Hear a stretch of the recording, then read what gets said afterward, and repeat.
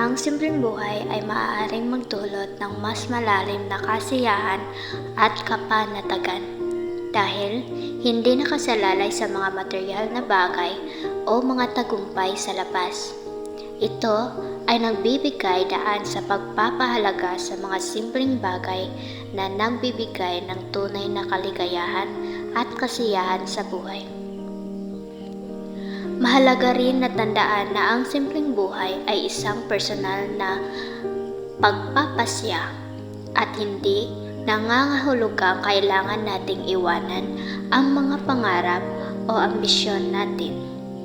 Ito ay tungkol sa pagpili ng mga bagay na tunay, mahalaga sa atin at pagpapahalaga sa mga simpleng kasiyahan na nagbibigay ng tunay na kaligayahan sa ating buhay. Sa kabuuan, ang simpleng buhay ay isang pagpapahalaga sa mga bagay na tunay na mahalaga sa atin at pagpapahalaga sa mga simpleng kasiyahan at kapanatagan. Ito ay isang paraan ng pamumuhay na nagbibigay sa atin na maging mas maligaya, mas maluwag at mas nakafocus sa mga bagay na tunay na nagbibigay ng kahulugan sa ating buhay.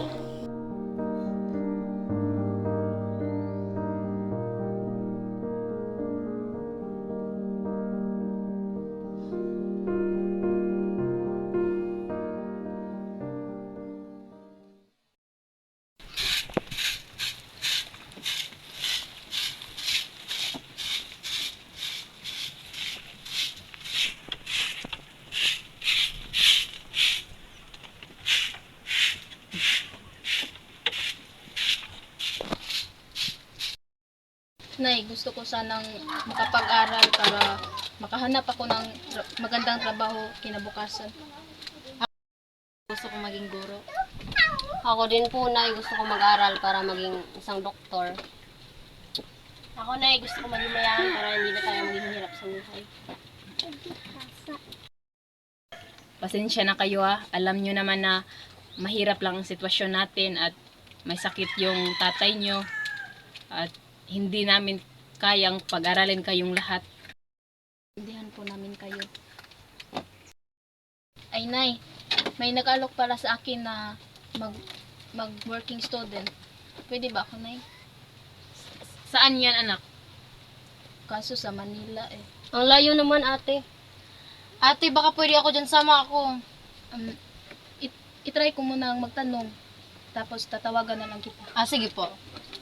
Ay, ate, ang layo naman yun. Sama mo ako. Anak, pag-usapan mo muna namin yan ng tatay nyo. Sige po, Nay. Nay, gutom na po ako.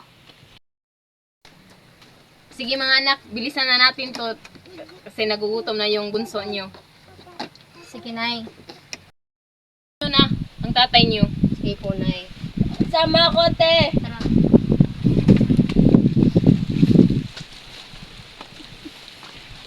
Bunso, sama ka. Tawagan niya si tatay. Sandali. Ang mga nagising.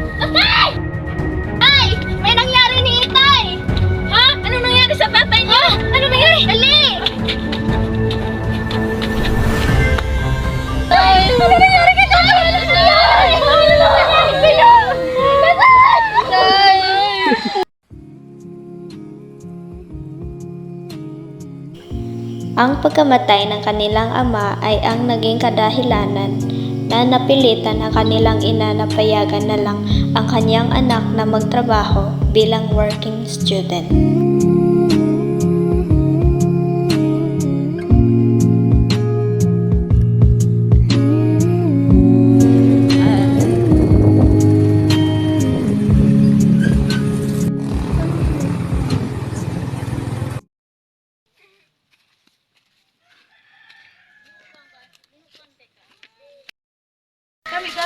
Tao po.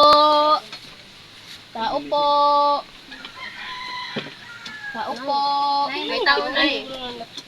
Sino po sila? Ikaw ba yung nanay ni Chris Jane? Oo, ako po. Saan po si Chris Jane po? Anak, Chris Jane! May naghanap sa'yo. Pasok ka muna, ma'am. Ay, sige. Sino po? Ay, Nay, siya pala yung sinabi ko sa'yo nung nakaraang araw. Opo. Siya pala. Okay lang po ba sa inyo, Tef, na mag-working student siya doon sa bahay namin? Taga saan ka po, ma'am? Taga Quezon City po. Sige, ma'am. Pag-usapan mo muna namin yan saglit. Sige po. Okay lang ba sa'yo na mapalayo ka sa amin? Okay lang sa akin, Nay. Para sa akin lang din naman to. Tsaka para makatulong din ako sa kinabukasan. Sige, nak. Tawag ka lang sa amin pag may oras ka, ha? Opo, Nay. Mag-ingat ka doon at huwag mong pabayaan sarili mo. Opo, Nay. Sige, ma'am. Payag na po ako na isama niyo yung anak ko sa Manila. Sige po. Huwag po kayong mag-alala, te. Hindi ko po pabayaan si Chris Jane at sa bakasyon, uwi naman po siya. Sige po. Salamat po. Tuloy na po ako. Sige po. Salamat. Ay. Na tayo. Sige, Nay. Nay, ito lang po yung ulam natin. Pasensya na, anak. Yan muna ang ulam natin sa ngayon. Okay lang po, Nay. Maghati na lang tayo.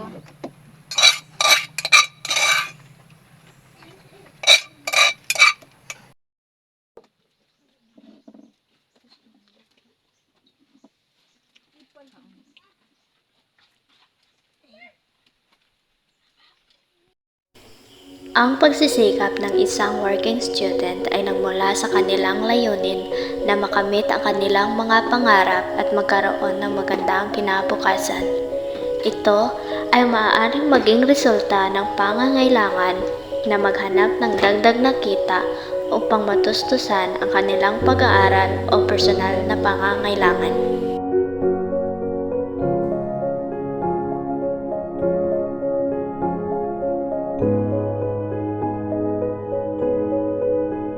Sa kabuuan, ang katagumpayan ng magkakapatid sa pag-aaral ay isang inspirasyon at patunay ng kanilang pagsisikap, determinasyon at suporta sa isa't isa. Ito ay nagpapahiwatig ng kanilang kakayahan na harapin ang mga hamon ng edukasyon at magtagumpay sa kanilang mga layunin. Ang kanilang katagumpayan ay nagpapakita ng halaga ng edukasyon at ang positibong epekto nito sa kanilang buhay at kinabukasan.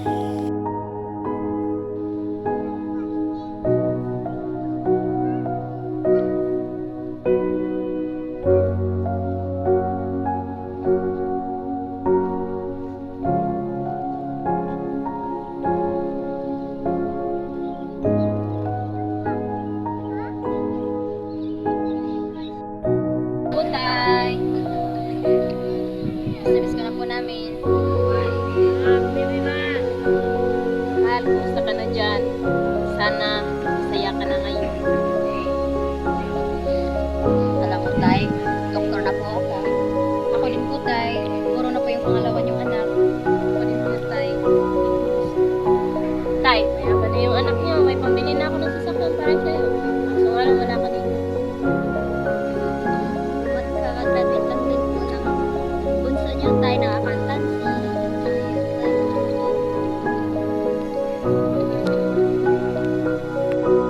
Mahal, dadalaw na lang kami sa susunod na araw. Naway, gabayan mo ang mga anak